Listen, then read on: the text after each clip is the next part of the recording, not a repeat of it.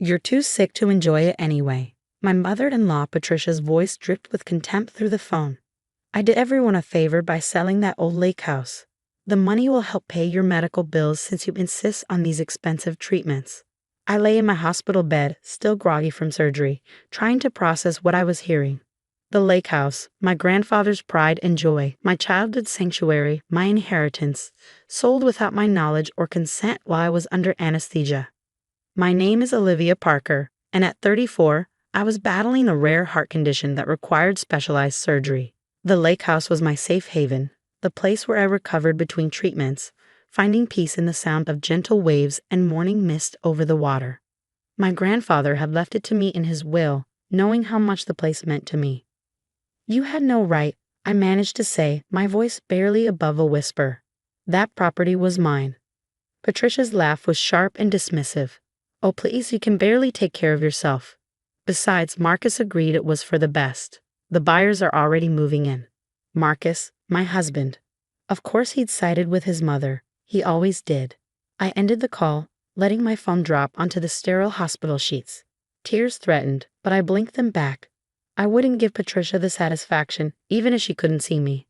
A soft knock at the door interrupted my thoughts. Mrs. Parker. A woman in a crisp business suit entered, holding a leather portfolio. I'm Amanda Torres from Lakeview Realty. I hope I'm not interrupting, but this couldn't wait. I gestured for her to come in, curious about her urgent expression. I'm here about the lake house sale, she began, taking a seat beside my bed. There seems to be a significant issue with the transaction. You mean besides the fact that I never agreed to sell it? I couldn't keep the bitterness from my voice. Amanda's professional demeanor shifted to one of concern. Wait, you're the owner, correct? According to county records, the property was inherited by Olivia Parker from Howard Matthews. Yes, that's me. My grandfather left it to me 5 years ago. She opened her portfolio, spreading out several documents. Mrs. Parker, the sale documents were signed by Patricia Wilson, claiming power of attorney. She presented paperwork, but something felt off. I did some digging. She paused, meeting my eyes. The power of attorney document appears to be forged. A strange calm settled over me. Of course Patricia had forged documents. She'd never let something as trivial as legality stand in her way. Can you prove it? Amanda nodded, pointing to various details on the papers. The notary stamp is inconsistent with registered notaries in our database. Plus, the documents dated last week, but the paper stock wasn't even manufactured until this month. It's a sloppy forgery. I thought about Patricia's smug voice on the phone, her certainty that she finally won. She'd been trying to control my life since I married Marcus 8 years ago, convinced I wasn't good enough for her precious son.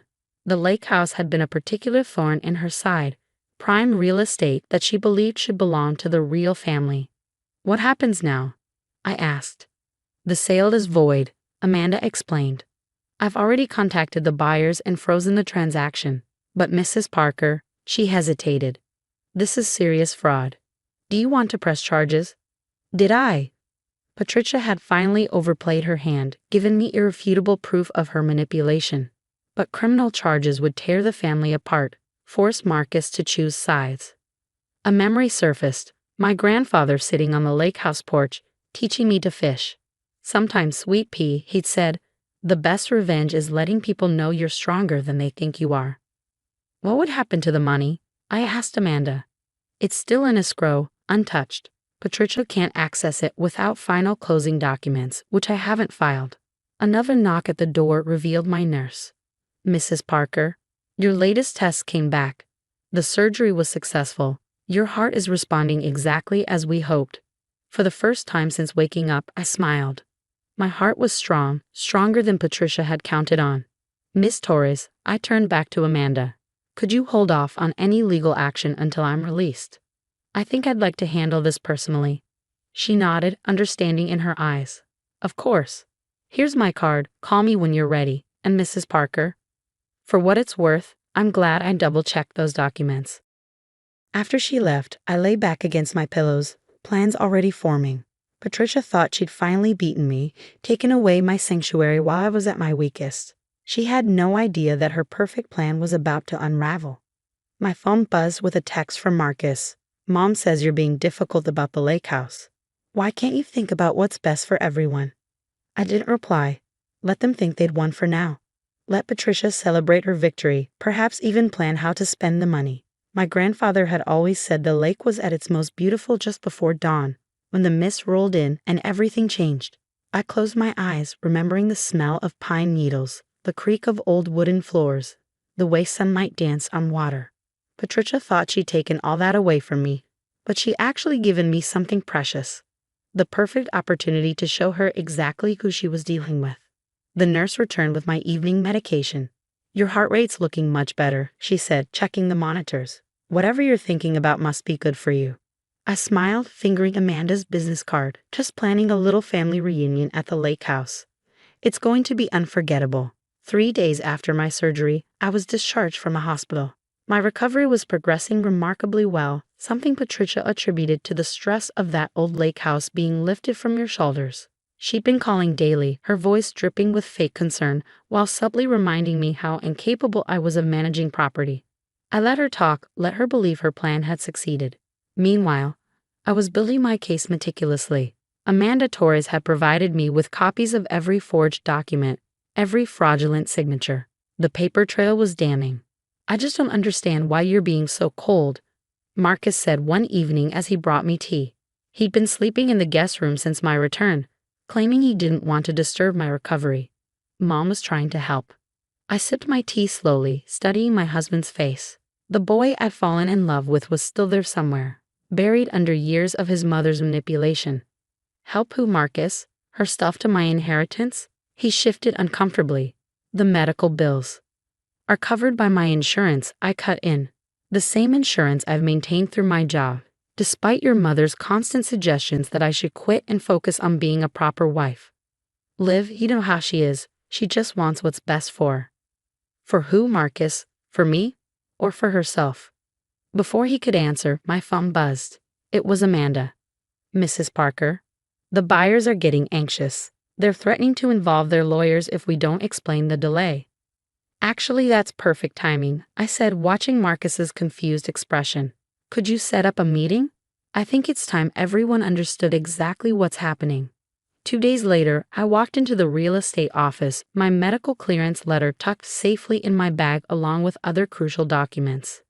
Patricia was already there, standing imperiously by Amanda's desk while Marcus hovered nearby.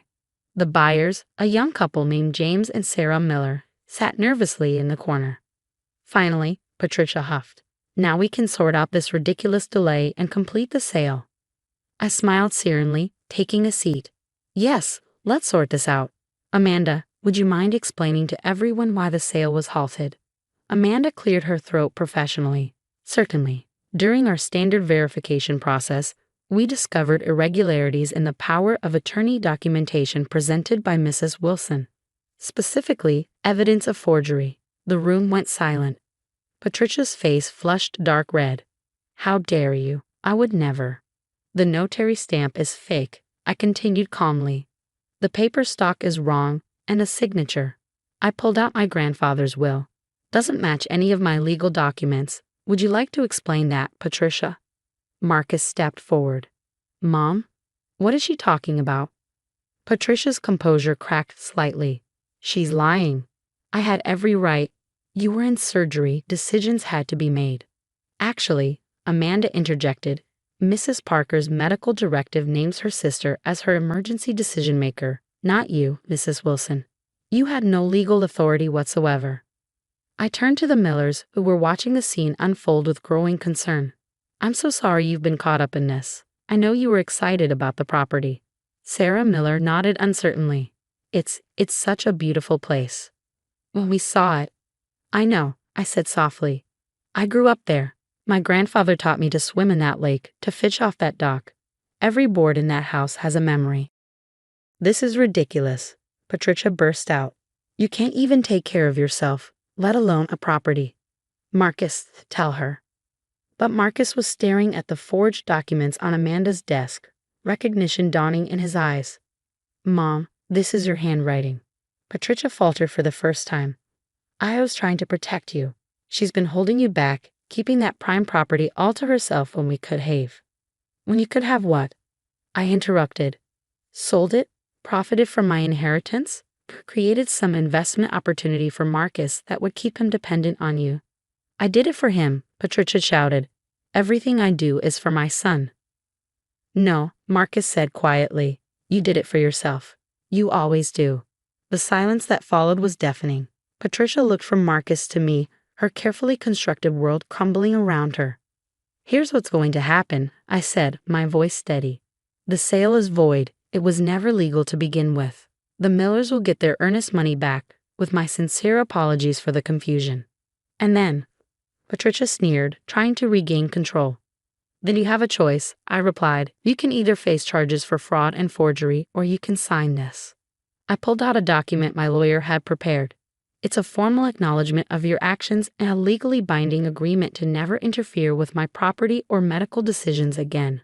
You wouldn't dare press charges, she scoffed. You never do that to Marcus. I met my husband's eyes. For the first time in years, he was really seeing me and his mother. Actually, he said, I think she would, and she should. Patricia's face crumpled. Marcus, sign the papers, Mom, or I'll drive her to the police station myself. With trembling hands and wounded dignity, Patricia signed the agreement. Amanda notarized it, properly this time, and made copies for everyone. As we left the office, Marcus touched my arm gently. I'm sorry, he whispered. I should have seen it sooner. I looked at him, seeing glimmers of the man I'd married emerging from his mother's shadow. Yes, you should have. We have a lot to talk about. Behind us, I heard Patricia's heels clicking rapidly on the pavement as she hurried away, her perfect plan in shambles. The lake house was safe, but more importantly, the truth was finally out. That evening, sitting on our back porch, Marcus asked quietly, Will you take me to the lake house? Help me understand what it means to you. I smiled, thinking of dawn mist and gentle waves. Yes, I said. I think it's time you saw it through my eyes instead of your mother's. Recovery, I was learning, came in many forms. Sometimes it was a healing heart, sometimes a healing marriage, and sometimes it was simply standing your ground when others tried to take what was yours.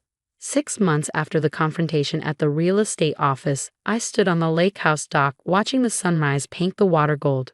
The morning air was crisp, carrying the scent of pine and possibilities. Behind me, I heard the screen door creak and Marcus's footsteps on the wooden planks. Coffee, he offered, holding out a steaming mug. Thanks, I said, accepting both the coffee and his presence beside me. These quiet morning moments had become our new ritual during weekend visits to the lake house. We were rebuilding, slowly but surely, finding our way back to each other without Patricia's shadow looming over us. The changes in our lives had been significant. Marcus had started therapy, working through years of his mother's manipulation. Patricia, faced with the evidence of her actions and the threat of legal consequences, had moved to Florida to live with her sister. She still sent occasional emails, but they were subdued, lacking the controlling edge that had once characterized every interaction. I got a call from the Millers yesterday, Marcus said, sipping his coffee. They found another property on the other side of the lake. They're happy there. I nodded, thinking of the young couple who'd unwittingly been caught in Patricia's scheme. I'm glad. They seemed like good people. They are. James asked if we'd like to join them for a barbecue next weekend. Said something about building a better lake community. The idea made me smile. My grandfather had always talked about the importance of good neighbors, how the lake brings people together in ways city living never could. He would have liked the Millers. We'd spent the past few months restoring the lake house, not just physically but emotionally. Each room held memories. The kitchen where my grandfather taught me to cook his famous fish fry, the living room where I'd recuperated after my first heart surgery as a teenager, the sun porch where I'd spent countless hours reading and dreaming. Marcus had thrown himself into the restoration work, learning the history of every repair, every upgrade my grandfather had made. It was his way of making amends, of showing me he understood what he'd almost lost. I found something in the attic yesterday, he said, pulling an old photograph from his pocket. It showed my grandfather and me on this very dock, both of us grinning as I held up my first caught fish. You look so happy here. I said softly. I am. This place, it's more than just property, Marcus. It's every summer spent learning from my grandfather, every storm washed from the porch, Every peaceful morning like this one. Your mother never understood that. She never tried to, he admitted. She only saw the monetary value, the status. I'm sorry I let her view cloud mine for so long. My heart condition had stabilized remarkably since the surgery. The doctors said stress reduction played a big part in my recovery, and I knew removing Patricia's toxic influence had been as healing as any medical procedure. I've been thinking, Marcus said, turning to face me. What if we started some new traditions here? Make this place mean something to us, not just about the past. I raised an eyebrow, curious. What did you have in mind? Well, he smiled. Remember how you always talked about running art workshops? The sunroom would make a perfect studio. And that patch of land by the old boathouse. We could start a garden there, something your grandfather would have loved. The idea warmed me more than the coffee. My grandfather had always said the lake house should be a living thing, growing and changing while keeping its heart intact. I'd like that, I said. But only if you're sure. This is my sanctuary, Marcus. I won't have it turned into another battlefield. He took my hand, his grip firm and reassuring. I'm sure. I want to build something here with you, something that's ours. No more letting my mother's voice dictate our choices. As if on cue, my phone buzzed with an email notification from Patricia. I glanced at it briefly, another thinly veiled attempt to assert control, suggesting we sell that old place and invest in Florida property near her. Delete. You know what I learned from all this? I said, turning back to the sunrise.